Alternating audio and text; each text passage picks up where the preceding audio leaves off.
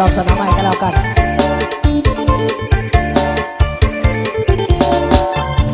อันพิเศษฝากไอ้ทั้งสาวบางคนเด้อ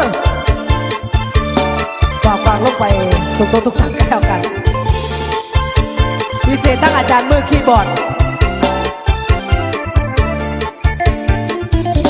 เสียงห้องบรรเลง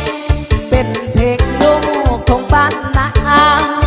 ชื่อเสียงบ่ดังก้องฟ้าขอให้การดาฟังก่อนน้องจงพิสูจน์ว่าเสียงของไผ่งามอ่อนอย่าฟังกบหัวลำนอนโปรดฟังไว้ก่อนเถิดนะเสียงห้องบรรเลงเป็นเพลงลูกทุ่งอีหลีฝากให้สาวชลบุรีคนนี้ที่หักหน้ามนเดือนห้าหน้าแล้งบันแพงอ้ายสิมาคอยอ้ายก่อนเด้อแก้วตาอ้ายสิมาเดือนห้าสงกรานต์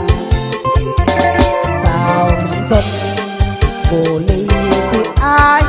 ไปบ้านทุกคืนทุกวันแต่ไอ้นั้นยังหาบ่ลืมน้องบอกว่าหักข้างนั้นยังจำทุกคืนบ่ลืมดอกสาวเมืองสนอ้ายขออำลาแก้วตาน้องจงสุขีสุขเถิดสาวชลบุรีคนดีที่หักหน้ามนเดือนห้ามาใหม่หวั่นใจอย่าได้กังวลให้รออยู่ที่เมืองสนที่บ่อดนจวนคืนมาใหม่เอาขอบใจเด้อเจ้าของเจ้าเพียง